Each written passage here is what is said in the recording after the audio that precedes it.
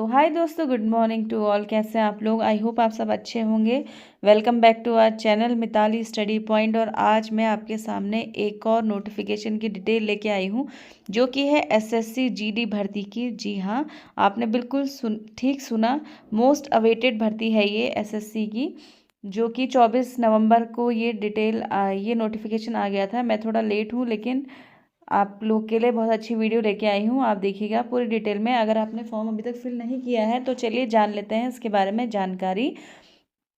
तो देखिए, इसका जो मेन है, मैं आपको बता दूं। देखिए, constable GD in central armed police forces, ठीक है ना। SSF and rifleman GD in Assam rifles examination 2024 है ये, ठीक है ना। ऑनलाइन एप्लीकेशन आप भर सकते हैं 24 नवंबर 2023 से 31 दिसंबर 2023 तक।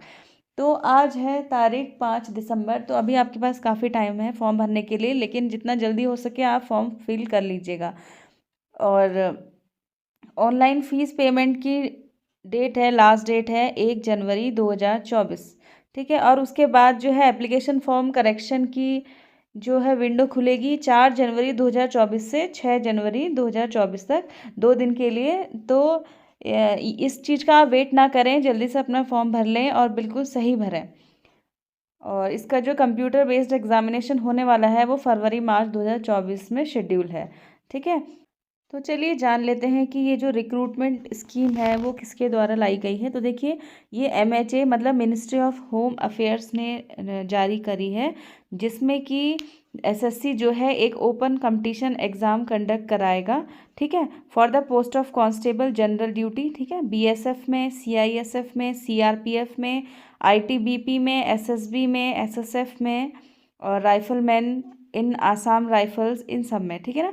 जिसमें कि एक रिक्रूटमेंट प्रोसेस होगा, जिसमें कि आपका कंप्यूटर बेस्ड एग्जामिनेशन होगा, एक आपका फिजिकल स्टैंडर्ड टेस्ट होगा, एक फिजिकल एफिशिएंसी टेस्ट होगा, ठीक है। उसके बाद आपका इसमें होगा मेडिकल एग्ज़ाम और फिर डॉक्यूमेंट वेरिफिकेशन, ठीक। तो चलिए जान लेते हैं आगे इसके बारे में। देखिए, इसमें साफ साफ लिखा है कि एप्लीकेशन जो है वो सिर्फ ऑनलाइन मोड में ही भरा जाएगा, और ये कंप्यूटर बेस्ड एग्जामिनेशन होगा, जो कि 13 रीजनल लैंग्वेजेस में होगा। 13 रीजनल लैंग्वेजेस में कंडक्ट कराया जाएगा, जो कि यहाँ पे इन्होंने मेंशन की हुई है, ठीक है। उसके बाद यहाँ पे देखिए, फिजिकल स्टैंडर्ड टेस्ट और जो फिजिकल एफिशिएंसी टेस्ट होगा उसके बारे में लिखा है कि ये सीएपीएफएस द्वारा कंडक्ट कराया जाएगा, ठीक है। इसके बारे में हमें आगे जानने को मिलेगा।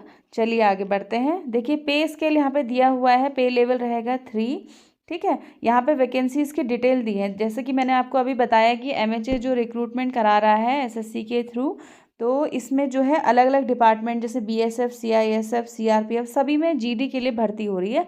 जिसमें कि यहाँ पे मेल कैंडिडेट्स की कैटेगरी वाइज और फीमेल कैंडिडेट्स की भी कैटेगरी वाइज यहाँ पे डिटेल दी गई है, जो कि आप यहाँ पे चेक कर सकते हैं, ठीक है। अब आगे बढ़ते हैं। देखिए, यहाँ पे लिखा है कि वैकेंसीज़ जो है टेंटेटिव है, मतलब वैकेंसीज़ में थोड़ा ऊपर नीचे चेंजेस हो सकते हैं, ठीक। और यहाँ पे 10% वैकेंसीज़ जो है एक्स सर्विस मैन के लिए रखी गई हैं, ठीक है। अगर ex service man candidates available नहीं होंगे तो वो नॉन ईएसएम कैंडिडेट्स के द्वारा भरी जाएगी, मतलब नॉन एक्स सर्विस मैन वाले कैंडिडेट्स के द्वारा भरी जाएगी, ठीक है। और इसमें लिखा है, देखिए, candidate selected for appointment are liable to serve anywhere in India, मतलब अगर आपकी ज्वाइनिंग हो जाती है तो आपको इंडिया में कहीं पर भी पोस्टिंग मिल सकती है, ठीक है। अब जान लेते हैं एलिजिबिलिटी। देखिए, नेशनैलिटी सिटीजनशिप में देखिए आप इंडिया के सिटीजनशिप होने चाहिए, ठीक है। आपको डोमिसाइल वगैरह इसमें अपना सबमिट करना पड़ता है। अब दूसरी इंपॉर्टेंट चीज़ है एज लिमिट। देखिए, अगर आपकी एज 18 से 23 वर्ष के बीच में है, ठीक है, एज ऑन 1 जनवरी 2024, मतलब 1 जनवरी 2024 तक आपकी एज 23 साल से ज़्यादा नहीं होनी चाहिए और 18 साल से कम नहीं होनी चाहिए, ठीक है। ये है नॉर्मल कैंडिडेट्स के लिए, मतलब जनरल कैटेगरीज के लिए। और बाकी कैटेगरी वाइज जो भी यहाँ पे एज रिलैक्सेशन मिला है वो यहाँ पे मेंशन किया है, वो आप चेक कर लीजिएगा अपनी कैटेगरी वाइज, ठीक है। आगे बढ़ते हैं।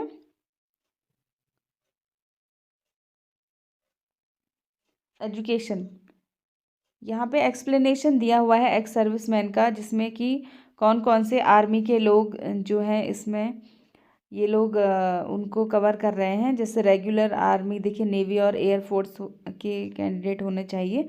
ठीक है, ये आप देख लीजिएगा। आगे बढ़ते हैं।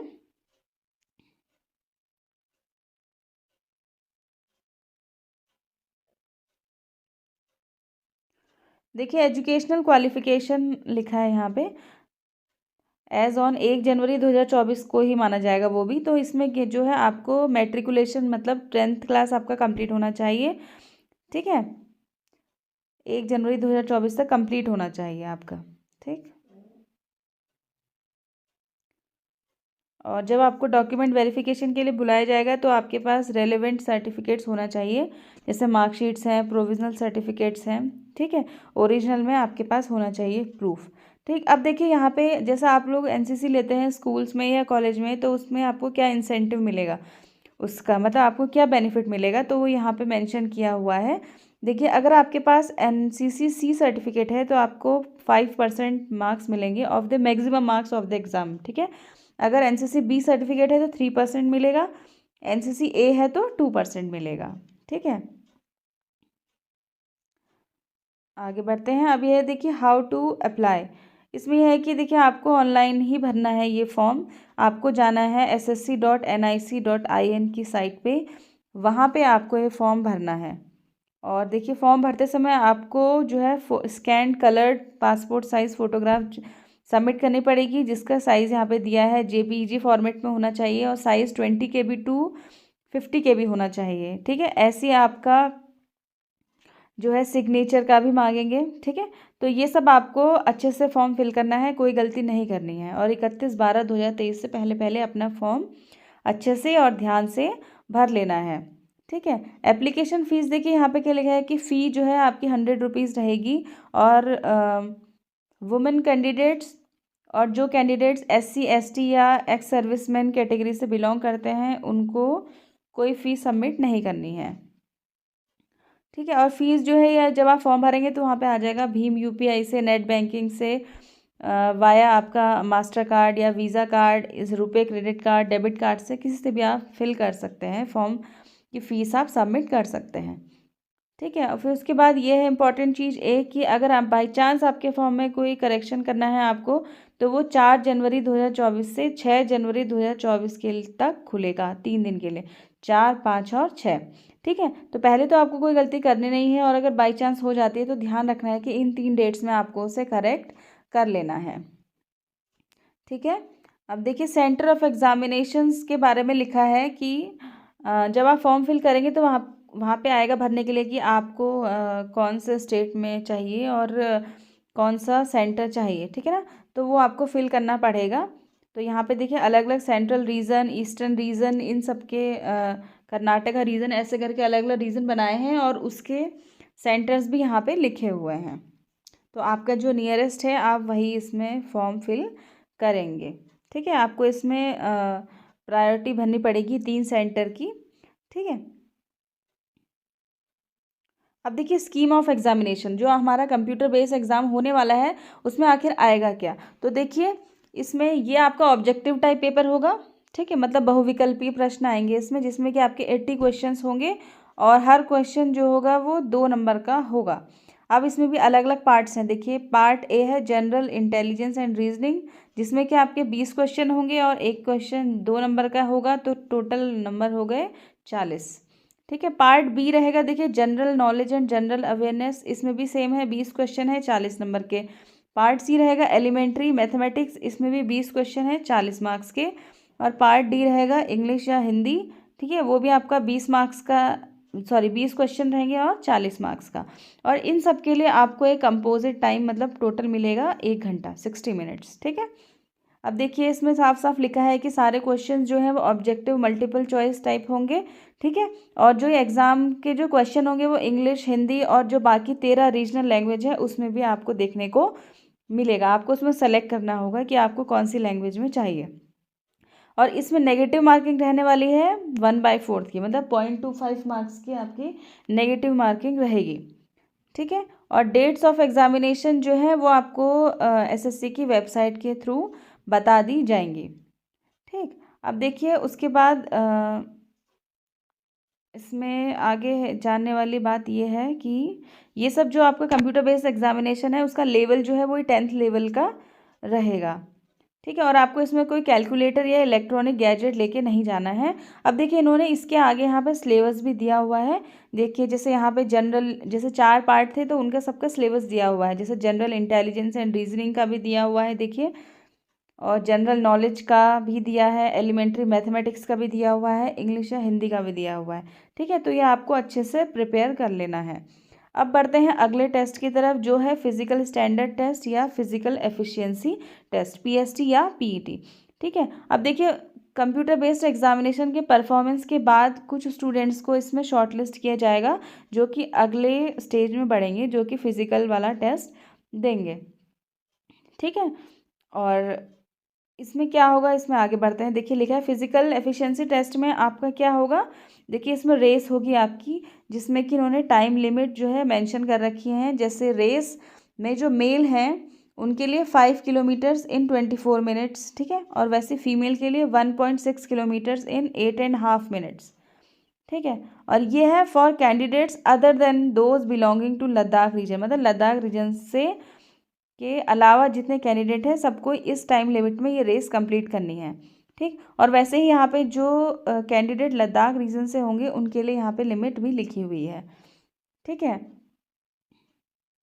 अब देखिए उसके बाद ये फीमेल कैंडिडेट्स के लिए यहाँ पे नोट लिखा हुआ है कि जो फीमेल कैंडिडेट्स पीएसटी मतलब या पीईटी टेस्ट दे रही हैं उनको एक सेल्फ डिक्लेरेशन फॉर्म फिल करना होगा अपने प्रेगनेंसी स्टेटस के बारे में, कि अगर, क्योंकि इसमें ये होता है कि अगर आप क्योंकि कुछ मैरिड कैंडिडेट्स भी होती हैं, तो अगर वो प्रेग्नेंट नहीं है तभी उनको इसमें पार्टिसिपेट कराया जाता है।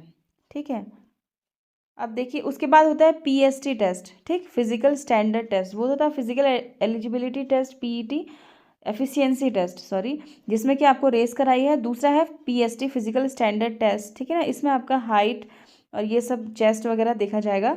तो देखिए हाइट यहाँ पे मेंशन किया है, मेल का 170 सेंटीमीटर्स, फीमेल का 157 सेंटीमीटर्स। ठीक है ना, अब कुछ कैटेगरीज को इसमें रिलैक्सेशन दिया हुआ है, जो कि नीचे ये टेबल में मेंशन किया हुआ है। ठीक है, तो आप ये यहाँ पे चेक कर लीजिएगा। अब उसके बाद आगे बढ़ते हैं। देखिए चेस्ट है, अब यहाँ पे ये वाला जो मेज़रमेंट रहेगा स्टैंडर्ड, ये सिर्फ मेल कैंडिडेट्स के लिए रहेगा, फीमेल्स के लिए नहीं रहेगा। अब इसमें भी 2 प्रकार का होता है, आपको पता होगा, एक अनएक्सपेंडेड मतलब बिना फुलाव के, ठीक है, और एक फुलाव के। ठीक है, तो यहाँ पे ये लिखा है कि 80 सेंटीमीटर्स और 5 सेंटीमीटर्स, ये आप देख लीजिएगा। और इसमें भी कुछ रिलैक्सेशंस हैं कैटेगरी वाइज, तो आप ये चेक कर लीजिएगा। ठीक है, उसके बाद है वेट। इसमें लिखा है देखिए कि हाइट और एज का जो प्रपोर्शन होगा वेट का, वो एज़ पर मेडिकल स्टैंडर्ड वहाँ पे चेक किया जाएगा। ठीक है, ठीक, अब उसके बाद ये लिखा है कि अब इसमें भी जो स्टूडेंट क्वालिफाई कर लेंगे कैंडिडेट्स, उनको फिर मेडिकल एग्ज़ाम के लिए भेजा जाएगा। ठीक है, तो यहाँ पे जब आपका मेडिकल एग्ज़ाम होगा तो वहाँ पे आपके डॉक्यूमेंट्स भी वेरीफाई किए जाएंगे, जो कि लिखे हुए हैं, जैसे मैट्रिकुलेशन या सेकेंडरी एग्जामिनेशन का सर्टिफिकेट, जिससे कि आपकी एज प्रूफ होगी, नेम प्रूफ होगा, और आपकी एजुकेशनल क्वालिफिकेशन। ठीक है, दूसरा रहेगा डोमिसाइल सर्टिफिकेट, जिससे कि आपका परमानेंट रेजिडेंट सर्टिफिकेट भी बोलते हैं, तो उससे पता चलेगा कि आप कहाँ के निवासी हैं। और valid NCC certificate if applicable, यदि आपके पास है तो वो भी आपको सबमिट करना होगा। ठीक है, उसके बाद आप ये देख लीजिएगा कास्ट सर्टिफिकेट वगैरह यहाँ पे लिखा हुआ है। ठीक, अब उसके बाद देखिए, अब जो इसमें से शॉर्ट लिस्ट हो जाएंगे उनको फिर मेडिकली एग्जामिन किया जाएगा। ठीक है, अब देखिए उसके बाद यहाँ पे यही लिखा है एडमिशन टू द एग्जामिनेशन आपको कैसे मिलेगा। आपको फॉर्म फिल करना है, आपको सही फॉर्म फिल करना है, आपको फॉर्म एक्सेप्ट हो जाएगा, तो उसके बाद आपको फिर एडमिट कार्ड आएगा, और फिर इसी स्टेजेस जो मैंने आपको बताई है उसके अकॉर्डिंग आपकी रिक्रूटमेंट होगी। ठीक है, अब आगे बढ़ते हैं। देखिए यहाँ पे भी वही लिखा है कि मोड ऑफ सिलेक्शन क्या रहेगा। देखिए फिर से एक बार आपका रिवीजन हो जाएगा। The recruitment process will consist of computer based examination, दूसरा रहेगा फिजिकल स्टैंडर्ड टेस्ट, तीसरा रहेगा फिजिकल एफिशिएंसी टेस्ट, फिर रहेगा आपका मेडिकल एग्जामिनेशन और उसके बाद फिर डॉक्यूमेंट वेरिफिकेशन। ठीक है ना। अब देखिए इसमें लिखा है कि इसमें कुछ कट ऑफ मार्क्स दिया हुआ है। ठीक है, candidates scoring following cut off marks without adding bonus marks to NCC certificate holders will be considered eligible for short listing to the next stage. मतलब जो आपका पहला पेपर होने वाला है तो उसमें अनरिजर्व कैटेगरी के कैंडिडेट्स को 30% मार्क्स लाने हैं मिनिमम, तभी वो पीएसटी या पीएससी टेस्ट पीईटी टेस्ट के लिए क्वालिफाई होंगे। वैसे ही ओबीसी और ईडब्ल्यूएस के लिए 25% और बाकी कैटेगरीज के लिए 20%। ठीक, और ये बाकी एनसीसी होल्डर अगर आप हैं तो ये आपका बोनस मार्क्स इसमें ऐड हो जाएगा। ठीक है, ये तो डिटेल में लिखा हुआ है। ठीक है, और जब आप फॉर्म भरेंगे तो आपको वहाँ पे जो भी ऑर्गेनाइजेशन में यहाँ पे रिक्रूटमेंट हो रही है बीएसएफ सीआईएसएफ वगैरह, तो इसमें आपको वहाँ पे प्रायोरिटी फिल करनी होगी, प्रेफरेंस फिल करनी होगी। ठीक है, उसके अकॉर्डिंग ही आपको ज्वाइनिंग वगैरह मिलेगी।